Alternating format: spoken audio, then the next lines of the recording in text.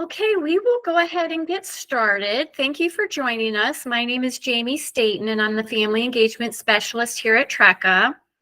And today we're going to be talking through the college application process. And we have these school counselors that will be walking us through these different topics. And we're going to be talking about college planning applications, the ACT and SAT, college scholarships, and then the FAFSA and financial aid. So at this time, I will go ahead and turn it over to our counselors. Good morning. This is Mrs. Ballinger, and I work with students whose last names begin with the letters MI through SE. This is an exciting time. I'm so glad you're here to start learning about this. We're going to start out with a myth buster question, true or false? And this is just something that you can think about. College planning begins your senior year. What do you think? Do you think it begins your senior year? Okay, let's go to the next slide. Okay, the answer is false. It does not begin it can begin your senior year, but it's really a good idea to start much, much sooner because there's a lot of things to get in place so that you're prepared your senior year to do the things that need to be done. So in the ninth grade, some of the ways you can prepare, if you're thinking that you might want to go to college, get involved.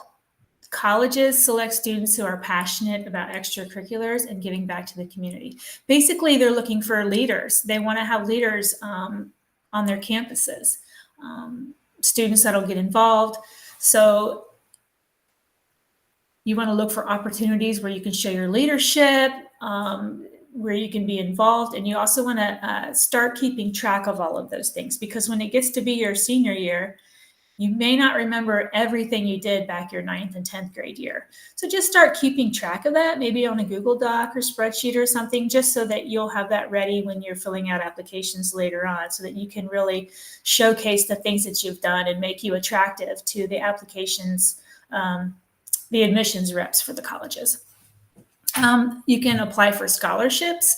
Scholarship applications are not limited to only seniors. There are so many scholarships out there, and I think Ms. Haberman-Bolin will speak to that later. But there are so many that the earlier you can start looking at them, the better, because you can keep documentation of all the different ones that you think that you might be eligible for, so that you don't have all of that on your shoulders right at the last minute when you're trying to meet deadlines for applying for scholarships.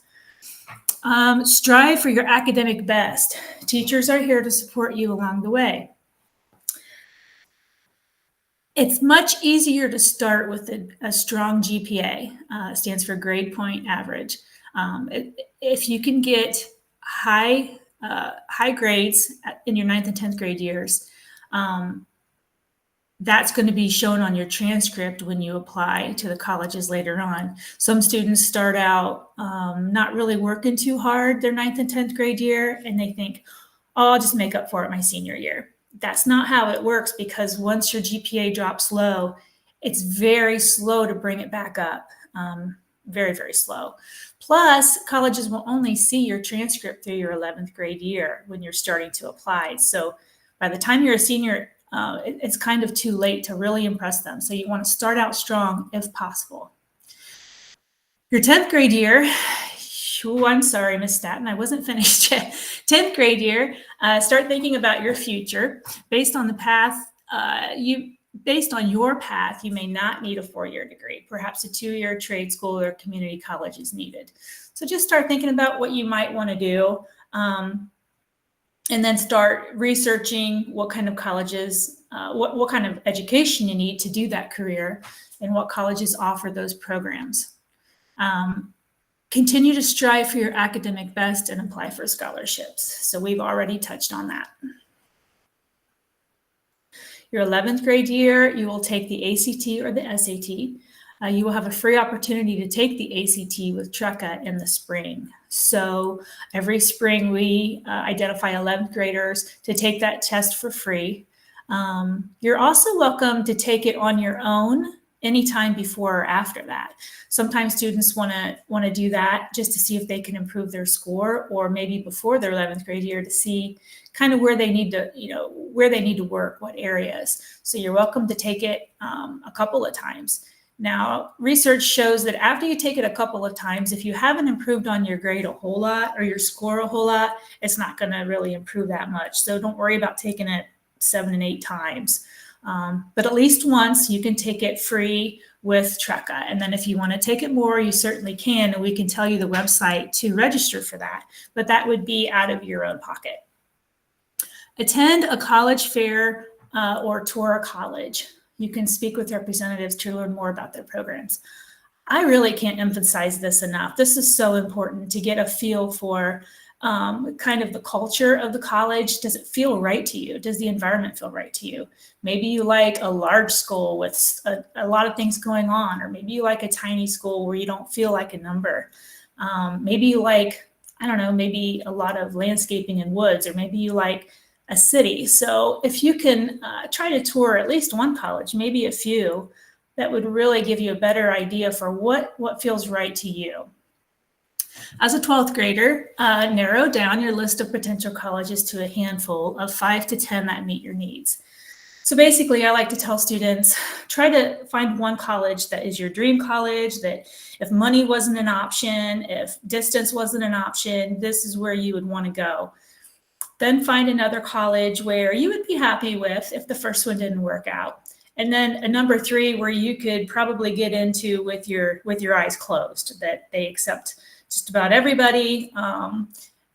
And then above and beyond that, if you want to go to 5 or 10, that's fine. But you definitely need more than just one college to apply to, because you just never know. Make note of deadlines. Each college and scholarships have their own deadlines. This is going to be very important when you're doing your college search and your applications. You really need to stay organized. Use your spreadsheets, documents, just to keep track of maybe the name of the college, the admission rep that you may have spoken to or emailed, their contact information, the scholarship information, like when is the deadline, what have you done, what do you need to do. It'll just help you stay organized and a little bit less overwhelmed with the things that you want to do. Fill out applications. Follow your directions carefully and double check spelling and grammar.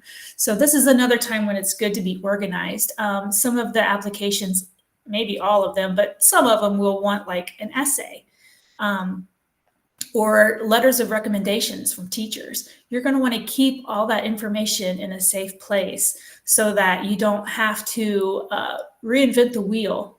In other words, do the same thing over and over and create those documents again for every school. You want to keep those so that you can send them to all the schools, all of the teacher reference letters or counselor reference letters, and some of the applications, so you can refer back to them, so you don't have to look up that information every time you're trying to fill these out, because they can get pretty long and overwhelming. So just anything you can do to kind of streamline the process, it's a great idea. College recommended credits. In order to make your college application strong, consider taking the following courses in high school. So if you think about it, an admissions rep may see a ton of applications. So if you want to build your transcript to be the most attractive, then you might want to think about taking 4 years of science. We only require 3. The state only requires 3. It says years, but basically credits. We only require 3 credits, but if you want to make it attractive, you might want to do 4 years. So like you would take physical science, biology, maybe chemistry or environmental, zoology, physics. So those are the ones that we offer. Unfortunately, we don't offer anatomy yet. Maybe in the future. I would really like to see that one. Advanced mathematics. You do need 4, but usually what you do with TRECA is Algebra 1, Geometry, Algebra 2, and then a consumer math. So if you kind of look at the levels, it gets harder and harder until Algebra 2, and then consumer math is a little bit easier. If you want to make your transcript look very attractive to colleges, or if you're applying to a really competitive program, then you may want to go up from Algebra 2 to take pre-calculus and trigonometry is what we offer. But if math just isn't your thing and you're not really looking for a math program, don't feel like if you don't take pre-calculus and trigonometry that you're not going to college. That is just not true. So you also want your GPA to be high. So just, keep in mind what you're planning to do and what your capabilities are. A minimum of 2 years of the same world language. So what that means is most colleges want to see 2 credits of the same world language. So like Spanish 1 and 2, French 1 and 2, German 1 and 2, those are the ones that we offer at TRECA. Spanish 1 and French 1 is not the same. They want to see the same world language 2 consecutive credits. Again, I'm not going to say you won't get into college if you don't have that, but it's definitely going to make your transcript more attractive and you might have a much better chance of getting into the college that you want. I am going to turn this over to our next speaker. I believe is Miss Varney. Yes. Thank you. So I'm Ms. Varney. I'm the Student Pathways Coordinator, part of the School Counseling Department. So our Mythbuster question is, name the name of the college you attend is important. Is that true or false? So go to the next slide, please. So that is false. The name of the college is not important. What is most important is you are finding a college that best fits you and your preferences and your strengths. So some things to take into consideration when you're looking at colleges is enrollment. As Ms. Ballinger said, do you want to attend a large college where it's easy to not, where your class size might be, 100 students, or is important that you're attending a smaller college where the class sizes might be, 20 to 30 kids. Location. Are you looking for a new adventure and attend out of state? Or are you looking somewhere local where you're able to go home on the weekends if that is what best fits you and your preferences? Activities. Colleges, if you attend in person, they might offer like sports or clubs, where if you're attending an online college, that might look a little different in what the activities look like. And then student life, again, those organizations, or the freshman year, they might require students to stay on campus, and that will help build that sense of community where some colleges might not require that. So that's something to take in consideration. And then each college is going to provide a different financial package, or if you attend out of state, the cost is most likely to be more. And we'll get into financial aid packages later on in the presentation, but that's something to take in consideration when applying. And lastly, academic offerings. Each college offers their own majors.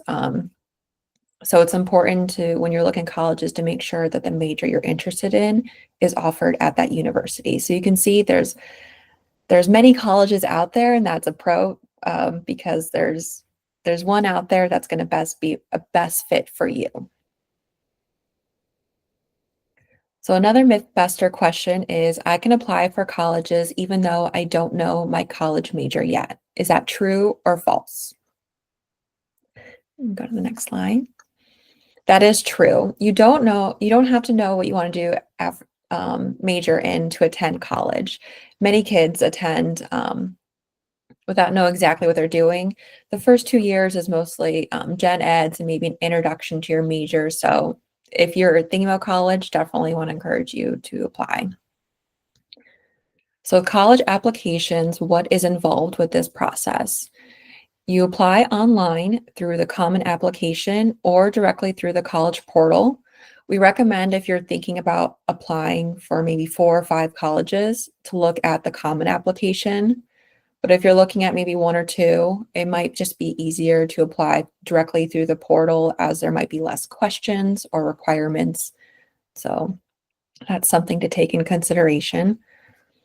There's a college application fee waiver. So at the start of you attending TRECA, we ask you to fill out a student packet.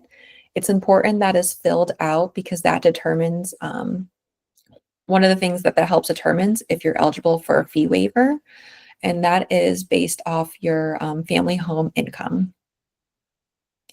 There's also ACT and SAT scores for the college application. You can submit that directly through the ACT SAT website, or your TRECA transcript, if you took that assessment with TRECA, will include that score on there. Also, there's a letter of recommendation that may be required by a teacher or trusted mentor. We encourage you to ask directly that staff member or person within a reasonable time frame for them to complete that letter before the deadline. And also, when they complete that letter of recommendation, feel free to include a resume so we can make it more personalized for you. And then follow up with them. Let them know where you ended up going. We want to hear where you choose to attend. And then lastly, to request a transcript be sent to your college, please go to treca.org/transcripts. You'll fill out the form, and then our registrars are very quick to get that sent over to the college you listed. So that is what the college application process will entail. And we'll talk about now what you'll do fall semester.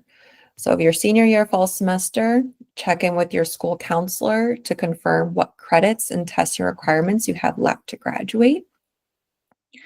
You'll want to register for the fall ACT or SAT if you're looking to raise your scores. It takes some time to get those back, so it's important we're doing that in the fall if you're looking for that opportunity.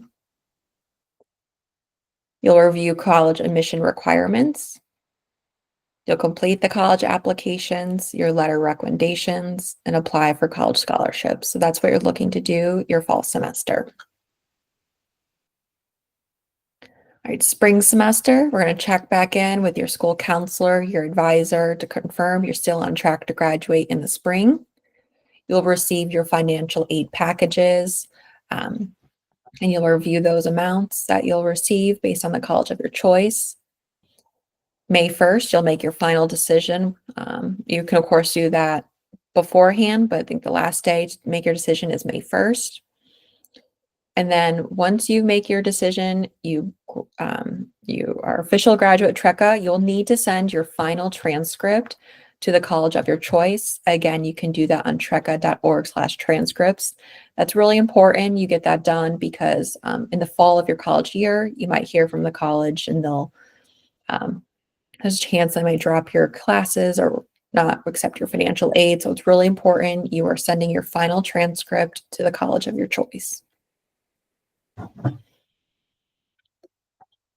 Okay. So some tips for the college application process. It's important you as the student is filling out the application. When you're attending college, it's more on you. And so it's important that, again, you are showing you are responsible and ready for that to attend college. We also recommend staying organized. There's going to be different deadlines and requirements. You know yourself best if you need to write that down on a notebook or use a Google Calendar to set those deadlines with reminders. It's important that you're doing that as there's not that much flexibility with the deadlines set by colleges.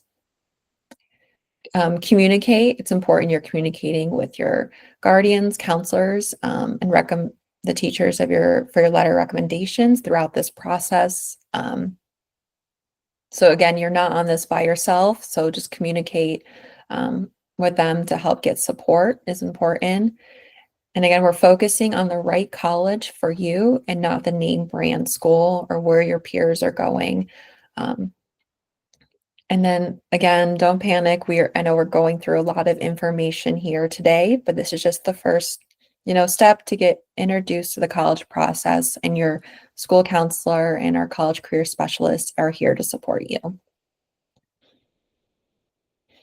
Okay, so now we're going to move on to the ACT and SAT, and talk a little bit what that entails and how you can prepare. So Mythbuster question, all colleges require an ACT or SAT score. I think I said there, SAT or score for admissions. Is that true or false? That is false. A lot of colleges are continuing to move to this standardized test to be optional. We can go to the next slide. So what is the ACT or SAT? So this is an entrance exam used by most colleges and universities to make admission decisions. At TRECA, we use the computer-based multiple choice exam. Students will take it their junior year. And the higher you score on the ACT or SAT, the more opportunities for attending and paying for college will be available to you. You can see here it's broken down by force. At TRECA, you'll take the writing is optional, and we don't unfortunately offer it with the state paid ACT, but there is an English section, math, reading, and science. You can see here how many questions, and then there's a time limit for each of those sections. Okay. So what resources are available for you? And I definitely encourage you to take advantage before sitting for one of those exams. There's ACT Academy. This is an online learning platform directly provided by the test provider for ACT. There is no cost. That can help you go through some practice questions to know what to expect on test day. There's also the ACT official guide. There's practice tests in there. That's a good way to, kind of go through a test run of what you can expect that day. And there's also answers and explanations for each of those answers. There's test taking strategies. There is a cost for it. However, you might want to check out your local library. They a lot of times have the ACT guides, even the current year one. So check that out. If that's something that's free to also available to you. There's Clan Academy. They offer same thing, test prep videos covering the subjects. That is free. And then TRECA offers an ACT prep course for half a credit. And there's some test prep material in there as well to get some school hours in addition to that high school credit. Hi, everyone. My name is Emily Fitzpatrick Kirk. I am the school counselor for students HI through ME. You're welcome just to call me Emily. So I'm going to cover the college scholarships. Okay, first myth-buster question. All financial aid needs to be paid back. True or false? Go ahead. False. So not all financial aid needs to be paid back, and we're going to cover kind of the difference. So there's types of financial aid, grants and scholarships, and then loans. So grants and scholarships is free money. It does not need to be paid back. So ideally, you want to get as many grants and scholarships as possible. And then loans do need to be paid back.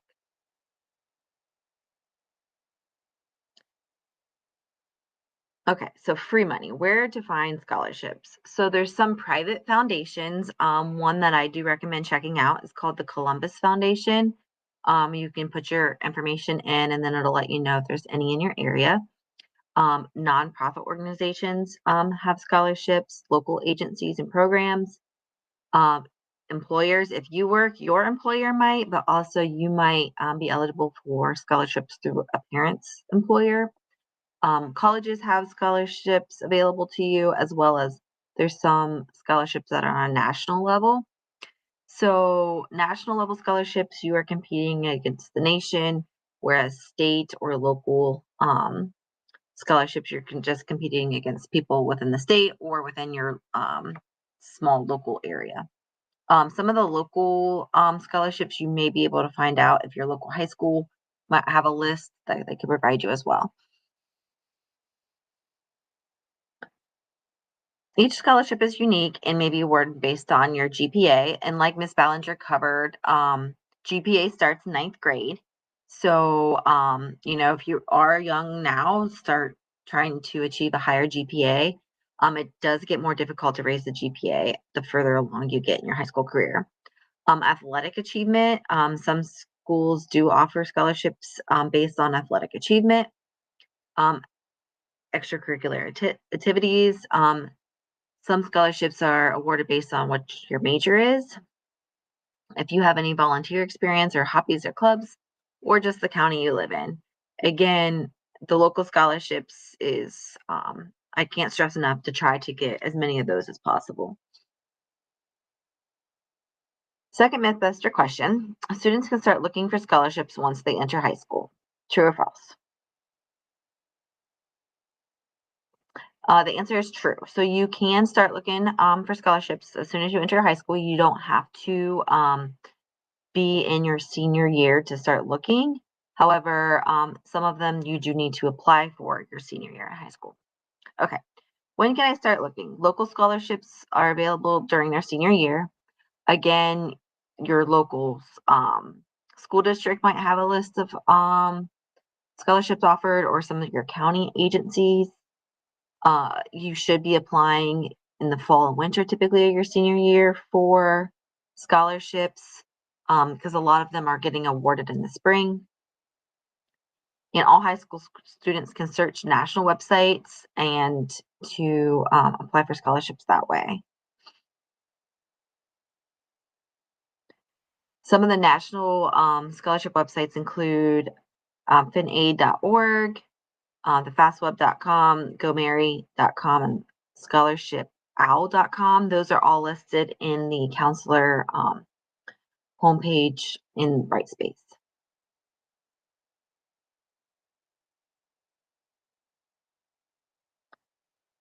I found the scholarship I want to apply for. What information do I need to provide?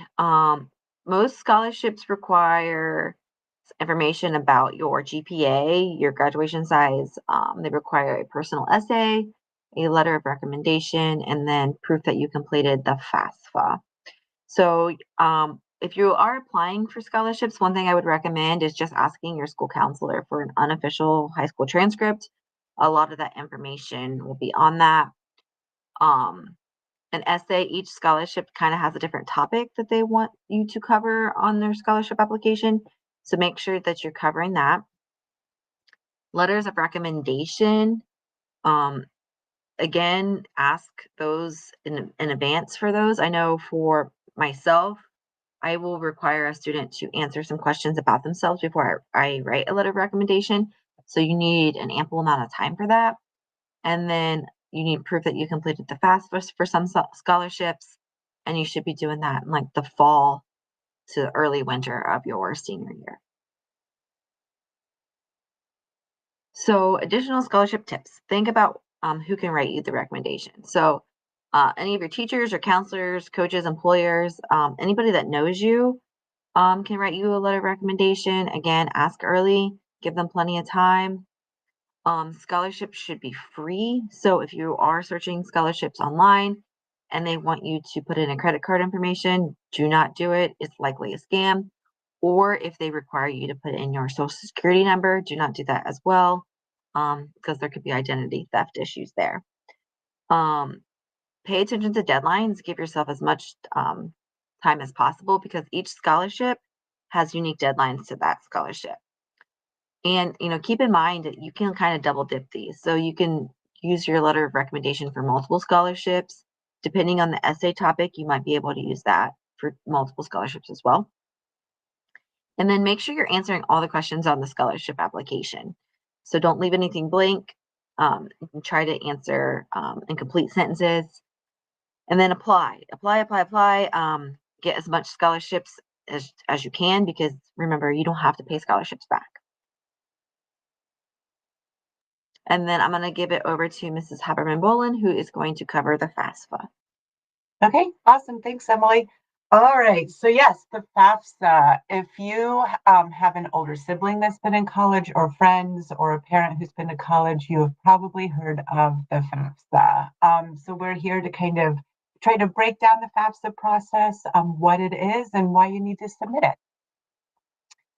Okay, so Mythbuster question: true or false? Regardless of family income, we still need to apply for the FAFSA. True or false? And it is true. It is true. So we will talk about how every incoming college student or current college student needs to apply for the FAFSA every year. So what is the FAFSA? So FAFSA stands for Free Application for Federal Student Aid. So basically, the federal government has money set aside to help students pay for college. Okay. The amount changes every year. For this school year, the 24-25 school year, the maximum amount that a student could receive by filing the FAFSA was $7,395. Um, the great thing about FAFSA is that money. So students that were eligible for the full FAFSA amount of the $7,395 do not have to pay that back. So this is just money that is on the table that hopefully you can get a piece of. Okay, so why do you have to submit the FAFSA other than potentially being able to qualify for, that $7,000? Students could also qualify for other need-based grants or loans. Okay. Colleges require that FAFSA information so they can see what you qualify through the federal government. And then colleges each have their own financial aid packages that they put together. So they might have some need-based money or different um, financial aid that you could qualify for, and they get that information from the FAFSA. And then, as Emily covered, some scholarships also require proof that you have submitted your FAFSA. Organizations that offer scholarships, colleges, everybody wants to make sure that you're able to get as much financial aid that you're eligible for. So, they really want to work together and just make sure that, you're going down all the avenues to get the money that you don't have to pay back. Okay, so when can you submit the FAFSA? So it's a little bit different last year and this year. Typically, the FAFSA becomes available every year on October 1st. Okay, so during your senior year, your 12th grade year, typically October 1st on, you can complete the FAFSA. The earlier you complete it, the better. Each college has their own FAFSA deadline. So as Ms. Varney was talking about the applications and keeping track of dates and deadlines and stuff, the FAFSA is definitely one. Because colleges need a lot of time to come up with their financial aid packages. So if you wait till the last minute and file the FAFSA, the college will get your information late. And then that pot of money that the college has to give out to students is dwindling down. Okay. So typically October 1st, the federal government has been making changes to the FAFSA form. So the FAFSA this year, so if you are a senior this year and you need to file your FAFSA, it will become available in December of this year. Okay. So that's really important to just kind of keep track of. So the FAFSA. So what information should you have handy? So you will need to know your social security number. You will need to know parent or guardian social security numbers. If you have the most recent tax return available, they will need that information. During the FAFSA, you should be able to link into the IRS site, but just in case there's a glitch or that link isn't working, just have your tax return available. Records of non-taxable income, they'll need to know that. Current bank statements. Really important, the list of colleges that you're interested in applying to, that you've already applied to, or you think you're going to apply to, because on the FAFSA form, it's going to ask you, where do you want this information sent? Okay. And that is where you're going to list the colleges you've applied to or you think you're going to apply to. And then your FSA ID. The FSA ID is something that you will create before you even start the FAFSA, and that is how you're going to be able to electronically sign the form. Okay, so where do you go to complete the FAFSA? There is only one place to complete the FAFSA. You will go to fafsa.gov. This is a snippet of what the website looks like, okay? Because you're putting in all of this, sensitive information, social security numbers, bank accounts, that sort of thing. You want to make sure you're on the correct site, that this is, this is what it looks like. It'll have, the federal government stuff all over it, but you just want to make sure it's this site. If you stumble across another site that says, oh, give us your information, we'll file the FAFSA for you, don't do it. Okay. There's only one site that you can submit the FAFSA. Okay, so definitely you want to write down that FSA ID. Like I said, that is the very first step that you will do. You and a parent or guardian will each need to create FSA IDs. Write it down. You're going to use that FSA ID every year that you are in college and you need to file the FAFSA. Okay, so keep it in a safe place. If you have a college folder, filing cabinet, something, you just want to make sure that you have that. You will complete the FAFSA every year that you are attending college, okay? So your senior year, you're filing the FAFSA for your freshman year of college, okay? And then when you're a freshman in college, you will be filing the FAFSA for your sophomore year of college. Submitting the FAFSA, once again, is free.